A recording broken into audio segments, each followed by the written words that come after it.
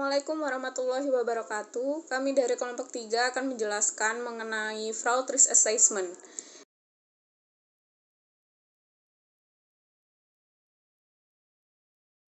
Di sini perkenalkan ada 6 anggota kelompok kami. Yang pertama ada Ahmad Zamrudi, kedua ada Miftahul, ketiga ada Suci Nurul, keempat ada Puput Dara, kelima ada Nadia Kansa, dan yang keenam ada Aldo Bagas.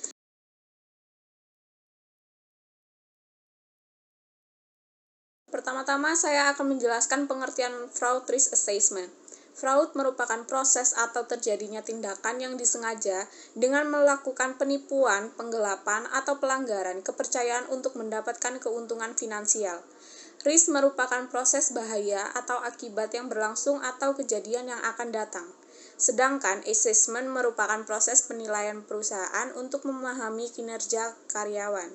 Jadi, fraud risk assessment merupakan proses identifikasi, analisis, atau evaluasi atas kerentanan suatu organisasi atau perusahaan dalam menghadapi risiko kecurangan dan dilakukan secara periodik untuk mengidentifikasikan skema kecurangannya dan bagaimana cara memitigasinya. Jenis-jenis fraud risk assessment. 1. Penyimpangan atas aset merupakan penyalahgunaan atau pencurian aset harta perusahaan atau pihak lain. Dalam kasus ini, bentuk fraud yang paling mudah dideteksi karena sifatnya yang dapat dihitung. 2. Pernyataan palsu atau salah pernyataan merupakan tindakan yang dilakukan oleh pejabat atau eksekutif perusahaan atau instansi pemerintah untuk menutupi kondisi keuangan yang sebenarnya dengan melakukan rekayasa keuangan dalam laporan keuangan untuk memperoleh keuntungan yang didapat dan dianalogikan dengan istilah window dressing.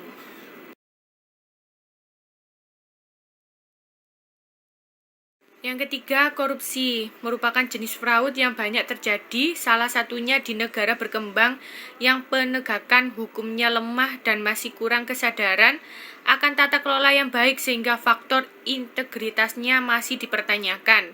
Pada kasus ini seringkali tidak dapat terdeteksi karena pihak yang bekerja sama menikmati keuntungannya dengan penyalahgunaan wewenang, penyuapan, penerimaan yang tidak sah atau ilegal, dan pemerasan secara ekonomi.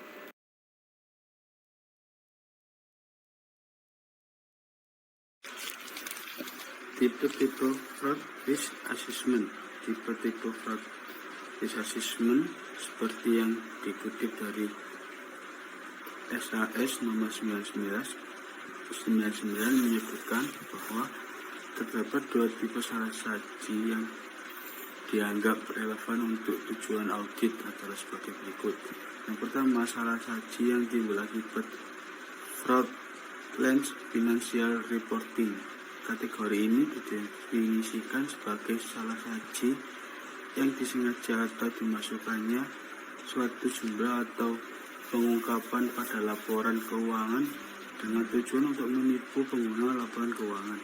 Yang kedua, salah saji yang timbul akibat misappropriation of asset. Kategori ini definisikan pencurian atas aset entitas di mana efek dari pencurian tersebut mempengaruhi laporan keuangan sehingga tidak sesuai dengan kriteria yang berlaku.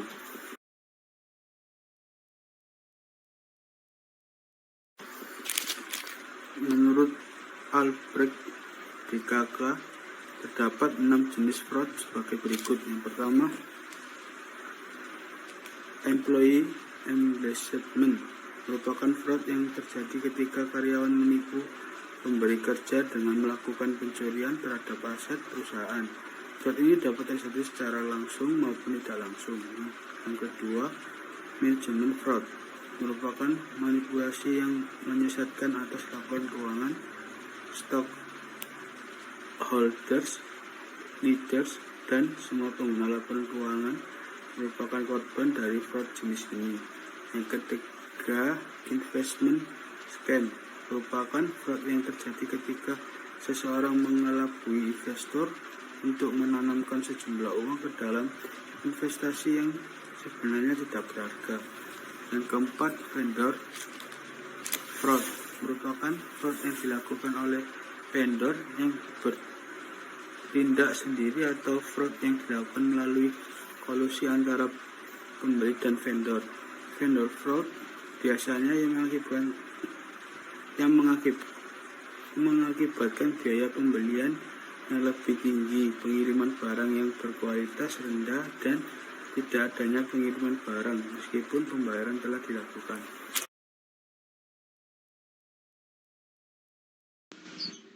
Customer fraud merupakan fraud yang terjadi ketika pelanggan tidak membayar penuh barang yang dibeli atau pelanggan menipu perusahaan untuk memberikan sesuatu kepada mereka yang bukan merupakan haknya.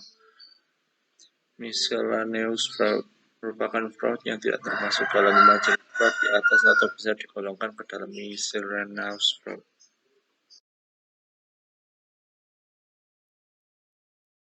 Unsur-unsur fraud risk assessment.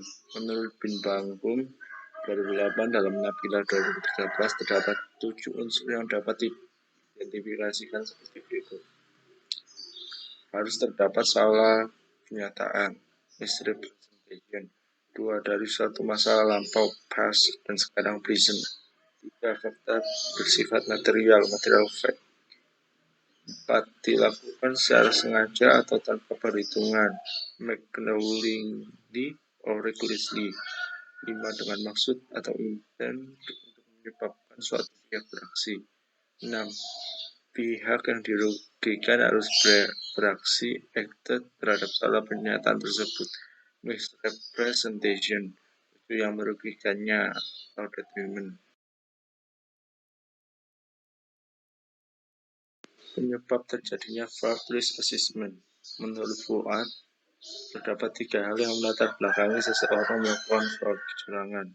1. Pressure, tekanan, adanya insentif atau tekanan atau kebutuhan untuk melakukan fraud. Tekanan yang dimaksud seperti gaya hidup, tuntutan ekonomi, dan lain sebagainya.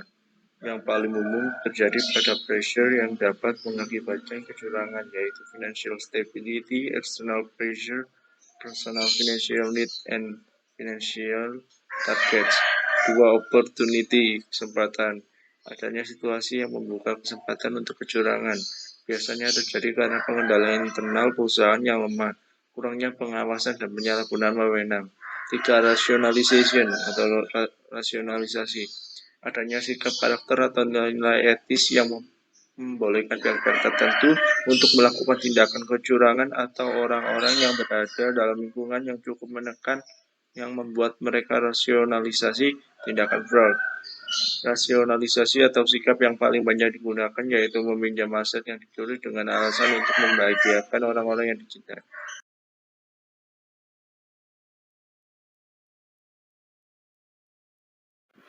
Yang selanjutnya ada faktor-faktor fraud risk assessment. Menurut Oversight System Report on Corporate Fraud 2007, ada beberapa penyebab terjadinya fraud. Di antaranya adanya tekanan untuk memenuhi kebutuhan atau pressure. Yang kedua, tidak menganggap apa yang dilakukannya adalah sebuah kesalahan atau bisa disebut dengan pembenaran. Yang ketiga, untuk mendapatkan keuntungan.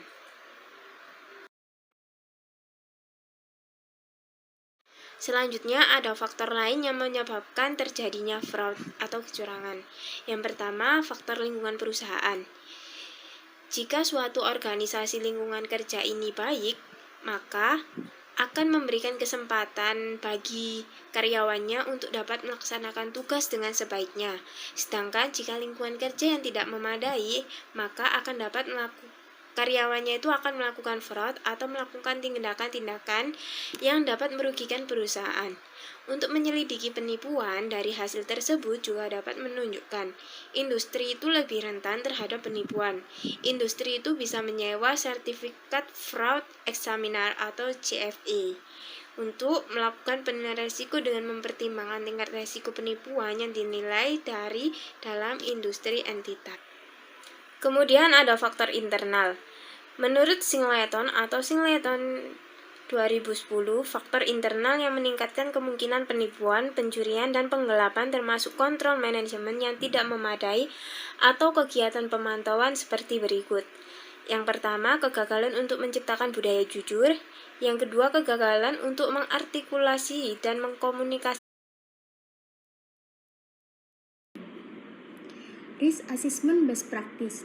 Risk Assessment Best Practice adalah salah satu praktek tahapan bisnis continuity management mengenai penilaian risiko atau risk assessment dalam menentukan prioritas dari risiko-risiko yang teridentifikasi. Risiko Assessment Best Practice ada 3 tahapan dalam penilaian risiko, yaitu yang pertama, mengidentifikasi risiko atau risk identification merupakan proses menemukan, mengenali, dan menggambarkan risiko. Yang kedua, memperkirakan risiko atau risk estimation atau menganalisis risiko atau risk analysis. Dan yang ketiga ada risk evaluation. Langkah-langkah melakukan risk assessment.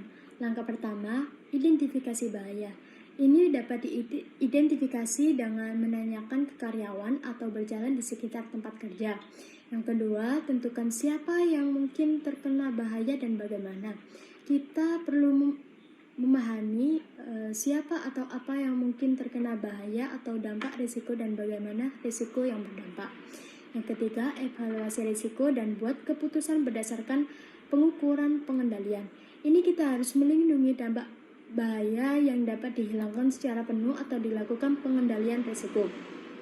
Dan yang keempat, catatan temuan Anda. Dengan mencatat temuan, ini telah mengidentifikasi bahaya dan menentukan siapa yang dirugikan dan bagaimana rencana menghilangkan risiko dan bahaya. Yang kelima, tinjauan kembali penilaian Anda dan update ketika diperlukan.